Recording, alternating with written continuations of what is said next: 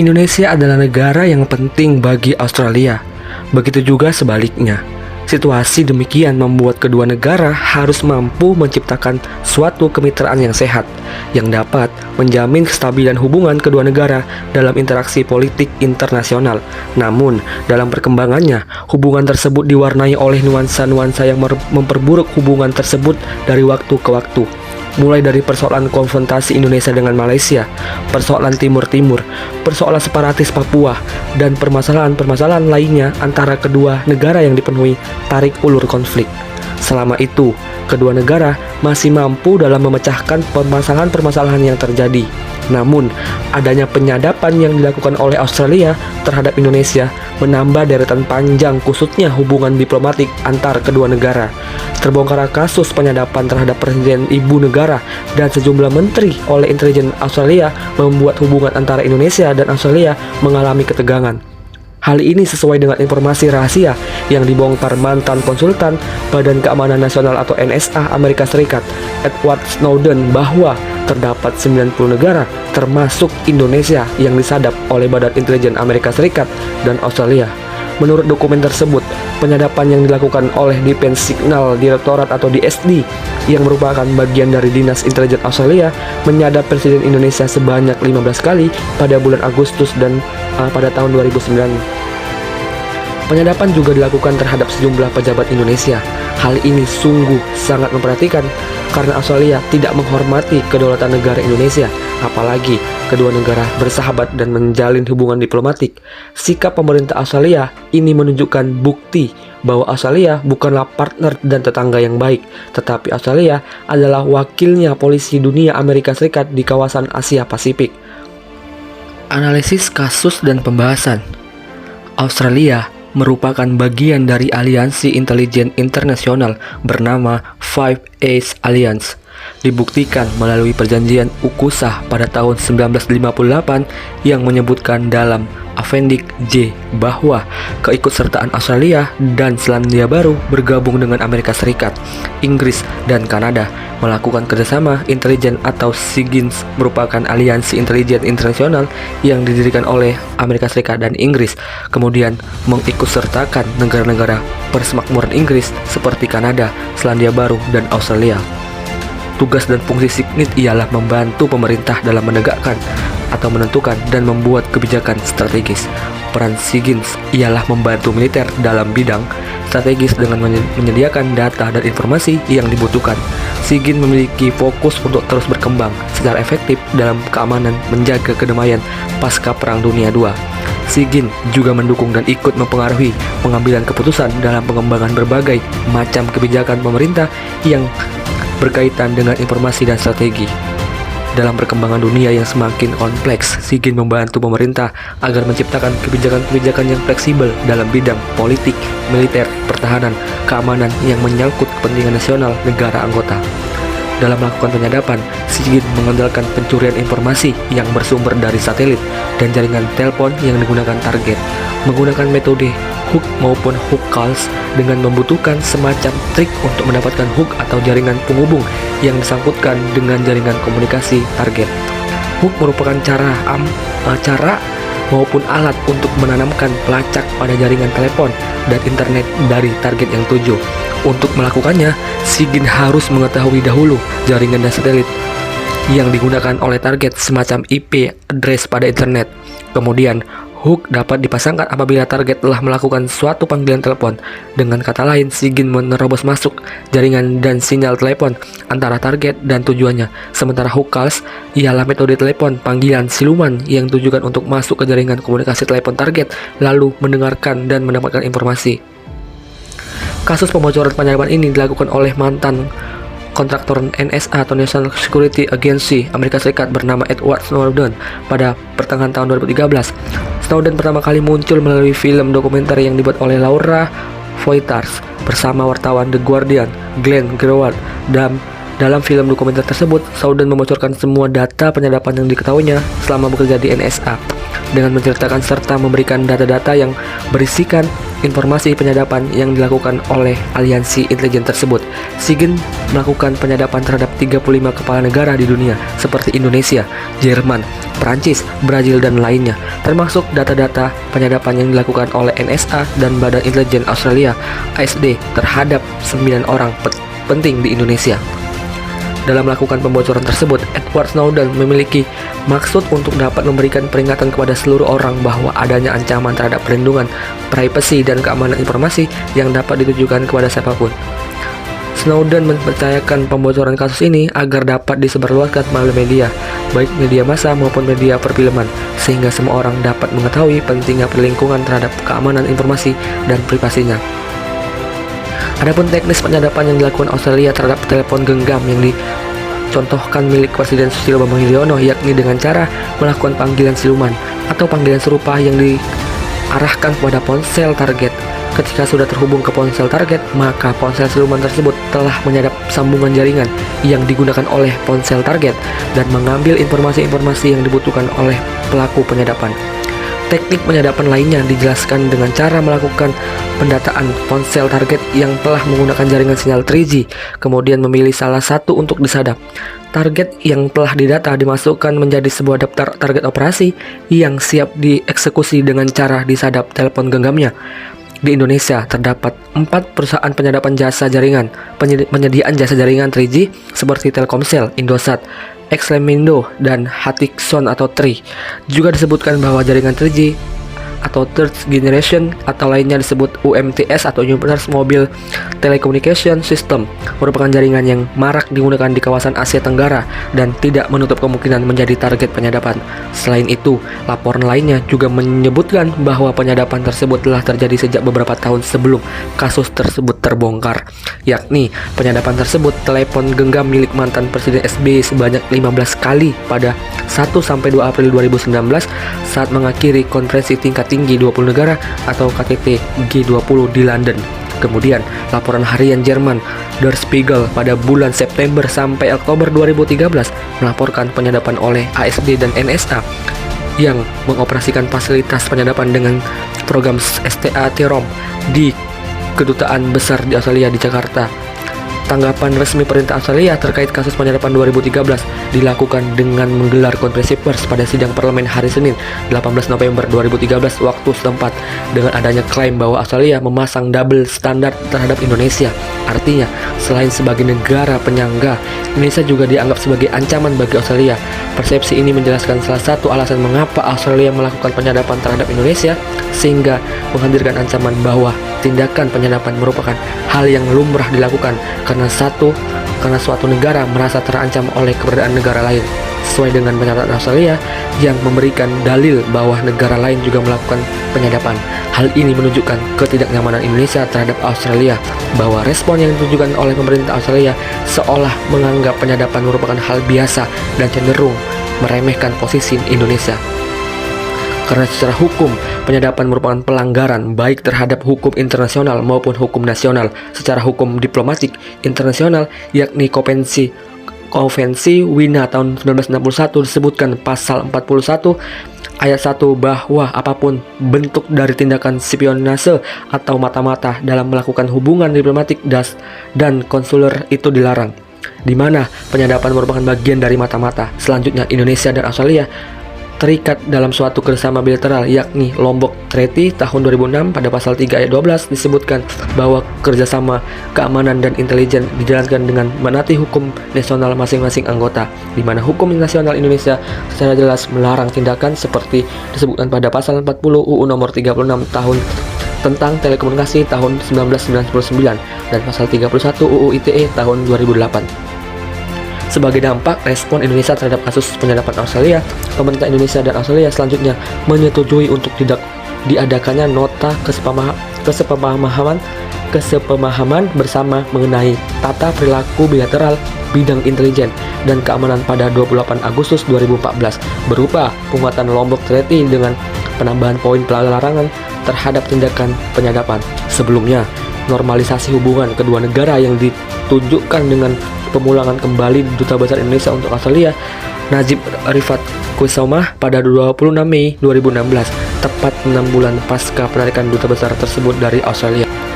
Selanjutnya pembahasan bagaimana respon Indonesia terhadap penyadapan Indonesia. Sebagai respon terhadap pernyataan resmi pemerintah Australia terhadap kasus penyadapan tersebut, pemerintah Indonesia melakukan protes dengan menghentikan semua kerjasama bilateral untuk sementara waktu. Presiden juga menginstruksikan untuk memanggil pulang Duta Besar Indonesia untuk Australia, Najib Ripat Kusuma, serta Duta Besar Australia untuk Indonesia, Greg Mariotti, untuk dimintai keterangan terkait kasus yang terjadi. Pemerintah Indonesia meyakini bahwa protes tersebut menimbulkan gangguan terhadap hubungan bilateral dan diplomasi kedua negara. Namun, penyadapan merupakan gangguan stabilitas keamanan tidak nyata yang menjadi prioritas politik luar negeri pemerintahan Presiden Susilo Bambang Yudhoyono, sesuai dengan instruksi Presiden untuk menghentikan sementara dan mengkaji ulang semua hubungan bilateral dengan Australia. Selanjutnya, bagaimana hubungan luar negeri Indonesia dengan Australia pasca kasus penyadapan? Australia dan Indonesia sebelumnya sudah memiliki sebuah traktat atau perjanjian yang biasa disebut Traktat Lombok. Dalam perjanjian ini diatur mengenai kerjasama dalam berbagai bidang, diantaranya intelijen dan militer. Dikarenakan intelijen Australia yang secara jelas melanggar traktat ini dengan melakukan penyadapan, otomatis perjanjian yang telah dibuat harus direview kembali karena mengalami kegagalan dalam bidang ini. Australia dan Indonesia akhirnya setelah kasus penyadapan menandatangani tata perilaku untuk kerangka kerjasama keamanan atau Code of Conduct Framework Security Cooperation. Pada kesepakatan tersebut, keamanan menjadi isu utama, antara lain berisi untuk tidak melakukan hal-hal yang dapat merugikan kedua negara, termasuk penyadapan. Yang berikutnya, analisis wacana berita penyadapan Indonesia oleh Australia di Republika Online. Pada bagian isi berita menjelaskan tentang bocornya dokumen rahasia penyadapan Australia terhadap Indonesia yang dibocorkan Intel Amerika Serikat, Edward Snowden. Dokumen rahasia tersebut berhasil didapatkan media setempat, Australia Broadcasting Corporation atau ABC, dan media Inggris, The Guardian. Paragraf ini menggambarkan bagaimana kasus penyadapan tersebut bisa terbongkar hingga diketahui oleh publik. Kemudian, isi berita selanjutnya menceritakan tentang nama-nama pejabat tinggi negara Indonesia yang disadapkan oleh Australia. Daftar target penyadapan Australia itu menyebut nama-nama pejabat tinggi ternama Indonesia. Berita ini ditutup dengan pernyataan daftar orang yang menjadi rekomendasi dan diprioritaskan sebagai target penyadapan intelijen Australia. Salah satu nama orang dalam daftar tersebut adalah Presiden Indonesia. Kebijakan alternatif. Menyikapi tindakan penyadapan tersebut, pemerintah Indonesia merespon dengan beberapa kebijakan terhadap Australia. 1. Indonesia meminta penjelasan resmi dari pemerintah Australia. Dalam keterangan pers, Presiden SBY mengatakan kalau Australia ingin menjaga hubungan baik dengan Indonesia ke depan, saya masih tetap menunggu penjelasan dan sikap resmi dari Australia.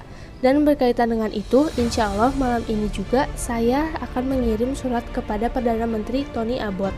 Surat resmi saya yang sudah kita persiapkan untuk sekali lagi meminta penjelasan dan sikap resmi Australia terhadap kejadian penyadapan itu. 2. Penarikan Duta Besar Indonesia untuk Australia. Melalui Menteri Luar Negeri, Martin Natalegawa, Indonesia menegaskan penyadapan itu berdampak sangat serius terhadap hubungan Indonesia dan Australia.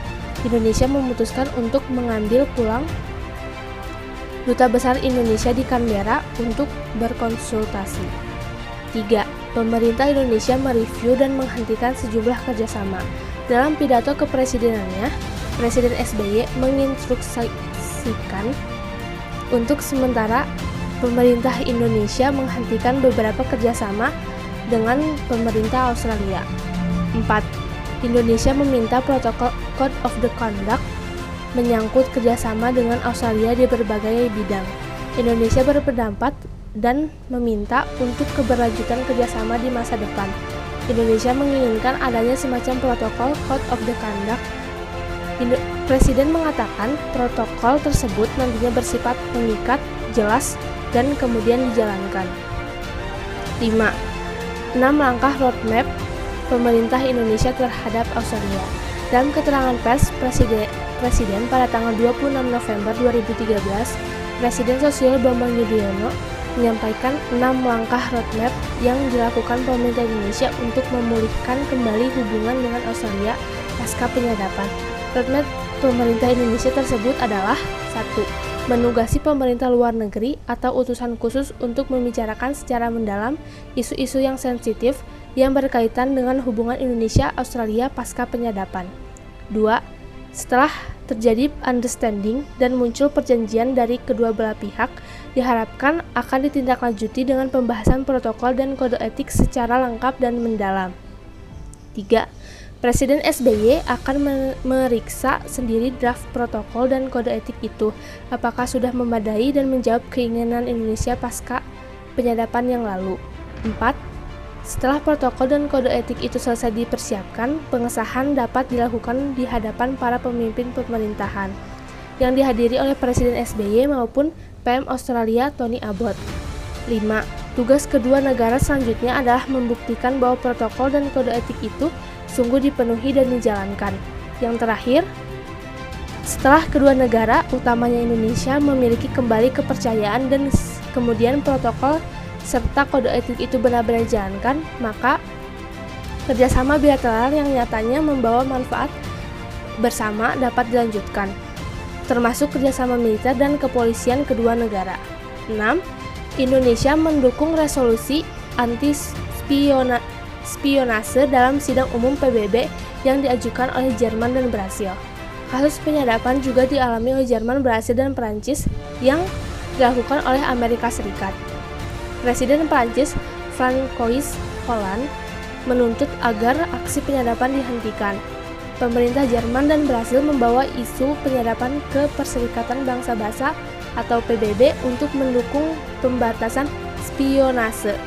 Bahkan kedua negara mengusulkan pembuatan draft resolusi Majelis Umum PBB untuk pengawasan khusus yang menjamin transparansi dan akuntabilitas pengintaian komunikasi negara.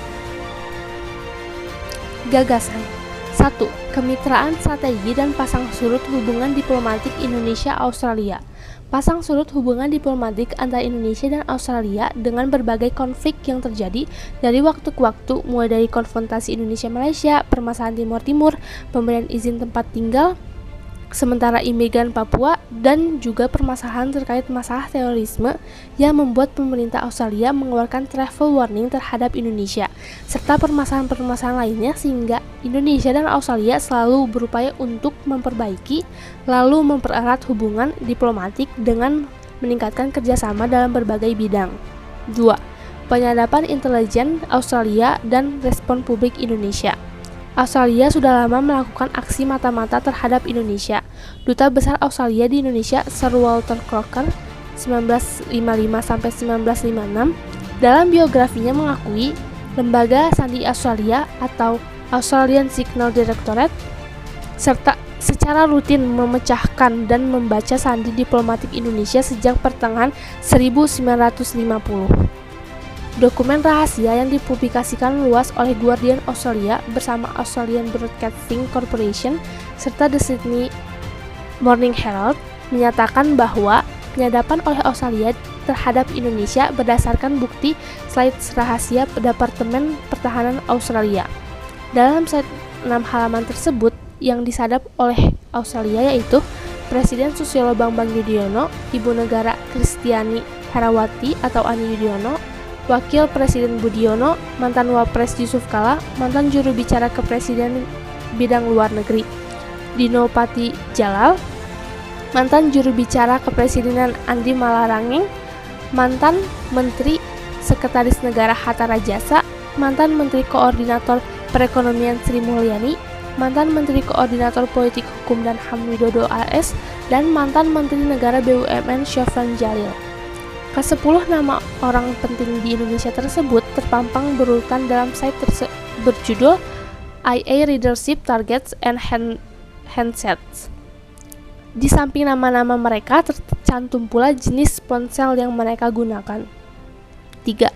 Publik Indonesia yang pro terhadap pemutusan hubungan diplomatik dengan Australia. Mantan Panglima TNI Jenderal Purnawirawan Endriartono Surtarto menilai Australia memiliki kepentingan besar menjalin hubungan baik dengan Indonesia. Australia yang lebih banyak bergantung pada Indonesia, di antaranya pada aspek keamanan teritorial negara kanguru itu. Anggota Komisi 3 DPR RI Eva Kusuma Sundari menambahkan, Australia sangat butuh informasi tentang terorisme dari Indonesia. Dari segi ekonomi, Indonesia tidak sepenuhnya tergantung pada Australia. Tetapi investor terbesar Indonesia yaitu Jepang, Amerika Serikat, dan Cina. Anggota Komisi 1 DPR RI Tontowi Yahya mengatakan, Australia boleh menganggap penyadapan itu biasa, tetapi kita tidak bisa. Apalagi penyadapan terhadap negara sahabat. Pemberian sanksi atas sikap Australia itu harus dilakukan karena menyangkut kedaulatan negara. Sanksi tindakan terkeras adalah pemutusan hubungan diplomatik. 4. Publik Indonesia yang kontra terhadap pemutusan hubungan diplomatik dengan Australia. Peneliti di Pusat Penelitian Politik Lembaga Ilmu Pengetahuan Indonesia atau LIPI, M. Haripin, menyatakan bahwa pemutusan hubungan secara menyeluruh akan merugikan Indonesia dengan permasalahan terkait kerjasama pada berbagai sektor seperti ekspor-impor, investasi, pendidikan, tenaga kerja, ataupun agribisnis. Staf khusus Presiden bidang luar negeri mengatakan, memutuskan hubungan diplomatik dengan tindakan yang agak ekstrim. Kita tak hanya bicara soal realisme politik atau idealisme, tetapi juga mencari pragmatisme dalam hubungan. Hal-hal apa yang jadi kebaikan dalam jangka panjang.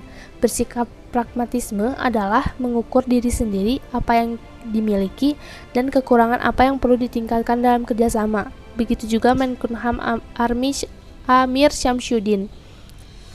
Ia mengatakan pesan serius kepada Australia disertai pandangan realistis yang memperhatikan kepentingan kedua negara.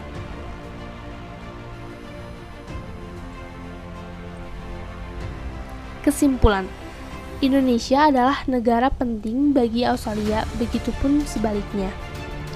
Hubungan kedua negara mengalami pasang surut dalam sejarah hubungan diplomatiknya yang dipenuhi tarik ulur konflik.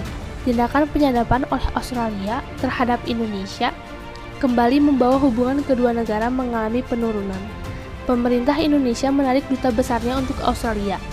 Penarikan duta besar adalah langkah awal pemerintah Indonesia untuk memulai langkah selanjutnya, yaitu dengan 3 poin kebijakan. Pertama, pemerintah Indonesia meminta jawaban dan penjelasan resmi dari pemerintah Australia terkait alasan melakukan penyadapan.